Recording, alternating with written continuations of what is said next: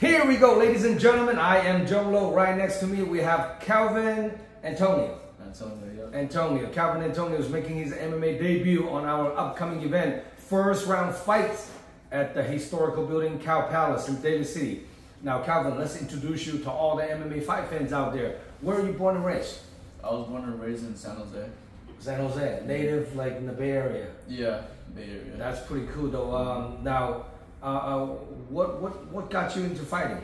So basically, I've been actually doing wrestling since 2014 throughout middle school and high school. And it's been 10 years. Yeah, and then at the end of 2021, that's when I picked up striking and Muay Thai and kickboxing. I was taken under the wing of my coaches, Kung Lee and his son Anthony Lee. They're kind of the ones that kind of introduced me to the whole world of striking, and then from there, I've just been getting into more MMA as well.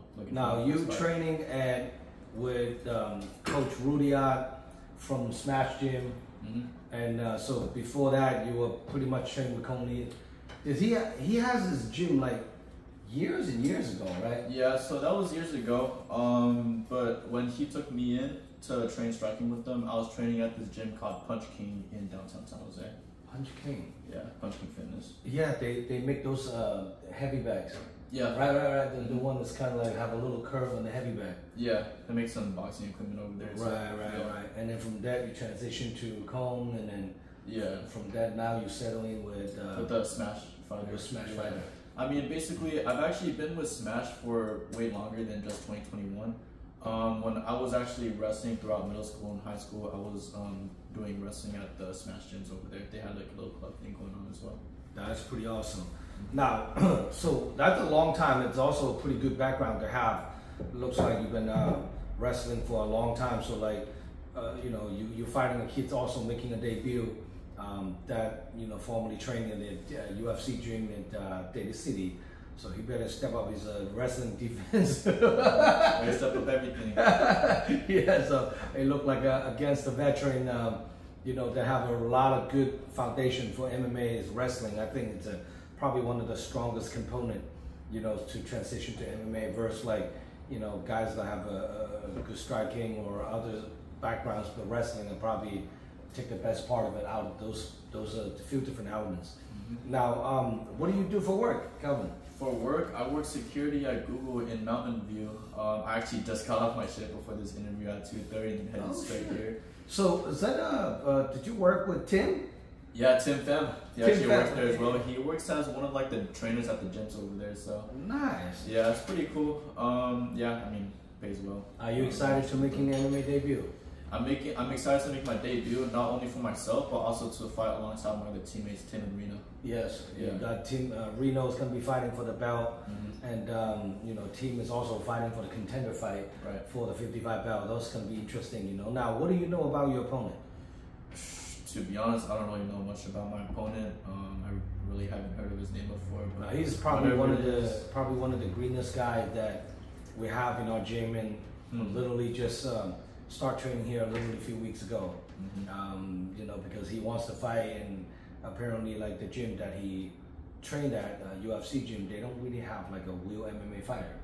So he's like, I want to fight, so I end up signing up here and start training here. So, and I give him the name, and he's like, oh, this guy's been wrestling. Oh, you gotta get yourself, get ready for the wrestling, But again, it's MMA, and 125, it's one of those weight classes, not that many 125ers around, and it's not like the 45, 55, 35, 45, 55, that's like the most stacked. Right. That weight class is almost like every gym have a couple of those weight classes, So now, how much do you walk around weight right now? I'm not that heavy, over 125. I mean, it's only 10 pounds. I had to cut about like 134, 35 around there. So you're pretty similar to the guy you're going to fight. He's a small dude, so I'll keep asking me, like, do they have any 115-pound fight? Maybe someday, but a men's a straw weight, somehow like people just don't like to watch it. It's too small, unless you're going to Thailand or something. They out there, they even have a weight class like under 100 pounds for a guy. Yeah, that's crazy. I don't know how you're a grown-ass man fighting at 155 or 115. That's just right. I mean, even like Yeah. So that's crazy. So 125 is pretty much our cutoff weight class. I'm meeting some of the guys time to time. Hit me up, want to fight something less than that. I'm like, I don't feel good to even put on a guy fight. It's like 115 pounds, you know. Right. It's just really too small, not too exciting, you know. But now, how do you prepare for this upcoming fight camp? Making your debut, it's a big moment for you. How do you prepare for your fight? So right now, I feel like I'm the strongest I've ever been in terms of muscle-wise. I'm quick. I feel really fast. Maybe just a small setback of being sick with COVID, as I've told you about earlier. But right now, I'm fully recovered. You know, my cardio is good. My technique is on point. My striking is on point. We've just been sharpening our wrestling and grappling as well, especially too. So yeah, just keeping the tools sharp for the fight. No, what nationalities are you? Filipino. Full blood Filipino. Yeah, Filipino. It look like you mixed with something. I don't know what it is. Well, Filipino German. That's where I got the eyes from. That's right. Yeah. So you mix some. Man, that's a good gene right there, German man. Yeah, I see you staring at my eyes. That's how. Like, yeah, you look a little something different. Like, live in the Bay Area is so diverse. You know, a lot of people you don't really know a lot of people like a mud. You know, it's like all different genes and blend in. You know, that's pretty good. Now, have you been to our event before? I have not, no. I just know that a couple of the other fighters from Smash have been to. And have you been to a live MMA event before? I have, yeah. I've been to Bellator. Actually, no, now that I think about it, I think I've watched one of my coaches fight for Dragon House back when I was in like middle school. Probably Tristan Arnold? Or Sam Spangler. Oh, yeah. Oh, you trained with Sam? Yeah, he was my middle school wrestling coach. Damn, yeah, Sam used to come train with us. Yeah, Sam. I need to DM him. I haven't talked to Sam. He's still training, right? He's mostly, as far as I know, he's still a coach at the Smash Gym, San Jose. He's doing the kickboxing classes on, I believe, Tuesdays and Thursdays still. Yeah, that's good. It's a good dude, you know. It's always good to see some of the old friends in the circle, you know, after decades and decades, you know. Now, on this upcoming fight, if people want to get a hold of you, Calvin, to buy a ticket, come watching you fight, how can people contact you? You guys can contact me through my email, calvinantonio21@gmail.com, or you can contact me through my Instagram at calvinxantonio. Calvin Antonio, that's your name on Instagram. Yeah, pretty much. Nice and simple. On this upcoming fight, any special loved one, training partners, supporters, you want to shout out to? I have a lot of people that I want to shout out, especially from the Smash Gyms. For my main sparring partners, I'd say Reno and Tim Pham. My coaches, Peter, Rudy, Daniel Compton, everyone from Smash, Sean Pamako as well, a bunch of beasts over there, you know. Smash is a really good gym for me in terms of this camp.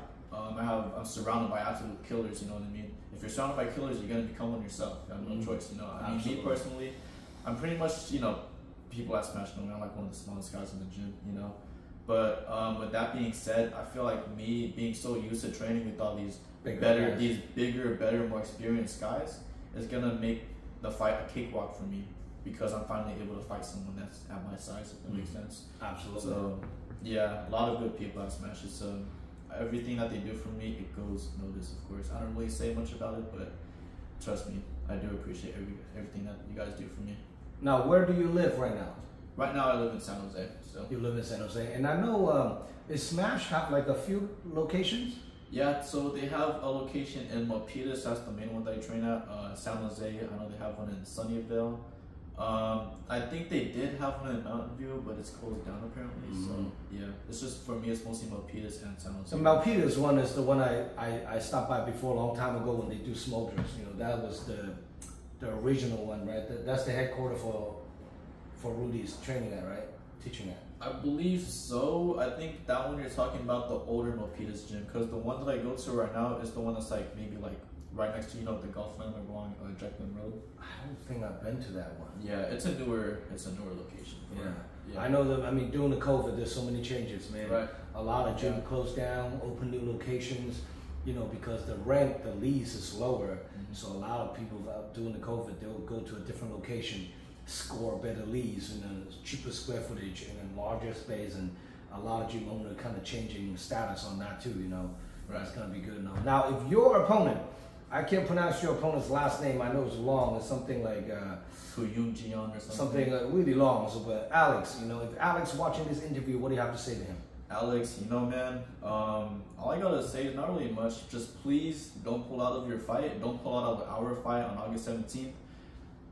Please show up. That's all I want you to do. I was supposed to fight twice last year in October. Both opponents pulled out just like that. So right now, I'm going into this fight. It's like third time's a charm. Let me actually get my debut and actually get a fight in, you know. So again, please just don't pull out, make it to the fight, and get your ass beat.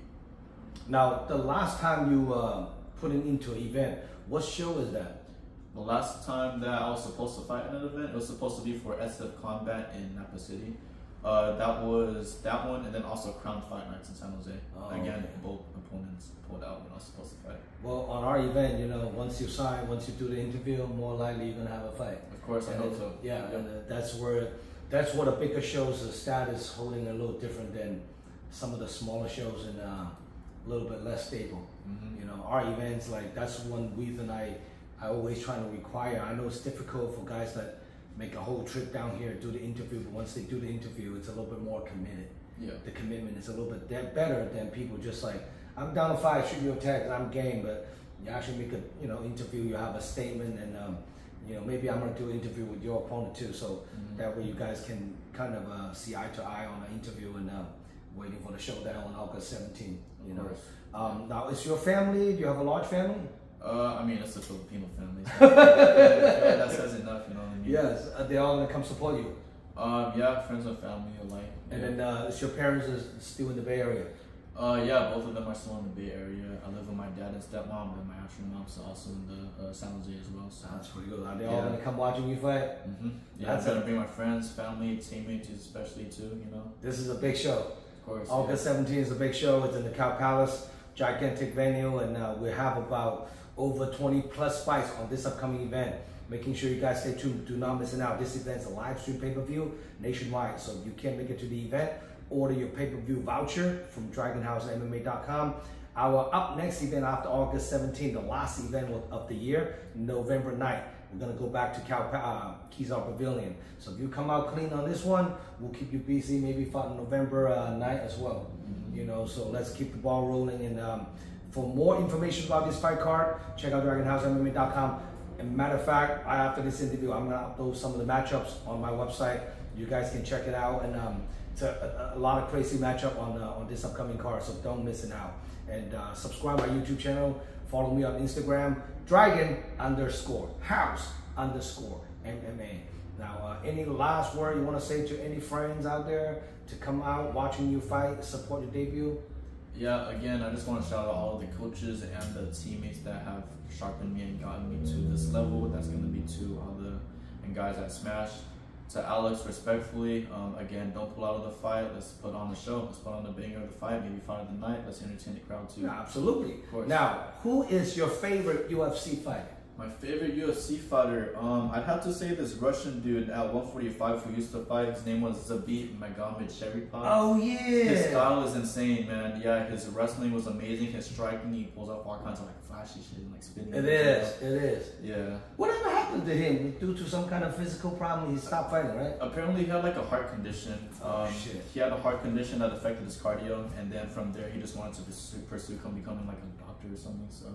Because I know that guy, he was on his way to touch the title. Yeah, he was a on really his good way. guy, the biggest what if. Yes, I mean he was basically chopping everybody down, climbed up the ladder, and is about to get a title shot. Like he met her for like 1 or 2 fights. That's a beat. That guy's a beast, you know. So everybody with the beard in UFC look like it's doing good in the MMA fight. I don't know why. Yes, you know, it's kind of crazy, you know. Now, when you're growing up as a martial artist, you've been wrestling for almost 10 years now, right? And any interesting story you want to share with people? Not at the moment, no. I mean, how many wrestling matches do you have total? I'm not gonna lie, maybe like 100 plus all throughout middle school and high school, you know. I know some of those guys make it to college, they have like 400 or 500 matches. Yeah. And it's like weighing the same day, so they're good at cutting weight and they're good at rehydrating. And they get used to that high intensity competitive edge. Right. You know, that's one good thing about coming in from the wrestling background. They always have that advantage, you know. So what do you think this fight, how do you think this fight is going to go down against Alex? See, I want to get a knockout. If I want to get a submission, I want to do something fancy like a twister, like banana split or something. You know, show his best to the crowd when I submit him and everything. I'm not gonna lie. Yeah, what I mostly want to do is go for a finish by the striking. If it were to become to a decision though, I'd hope that it's a completely lopsided, one-sided dominant decision though. So that would be the only reason why I'd even go to that. But yeah, I want to go for a finish either way. It doesn't matter if it's the first, second, or third round. I finish by knockout submission once again. That's what I'm going for. Now, how long have you been doing jiu-jitsu? So jiu-jitsu is kind of a weird story for me. I started jiu-jitsu on the same time that I did wrestling at 2014. And then I stopped jiu-jitsu in 2018, my freshman year, so focused more on wrestling in high school. When I left off, I was like a yellow belt in it. So it's basically still in the kids division. Right. So right now at this point, in the adult division, I'm still technically a white belt, you know what I mean? So. But you've been doing it for a long time. Yeah. And who do you train jiu-jitsu with? As of right now, I mostly train jiu-jitsu with just a couple of my sparring partners and coach Peter Ishiguro and Reno as well. Reno is a brown belt. I know he's a pretty high-level grappler, so yeah, you know, you're in a good hand. Even you train with those, you know, Peter is a D1 wrestler. Mm-hmm. You know, those are good training partner for you to have. You know, well, again, August 17th. Want to see some fireworks?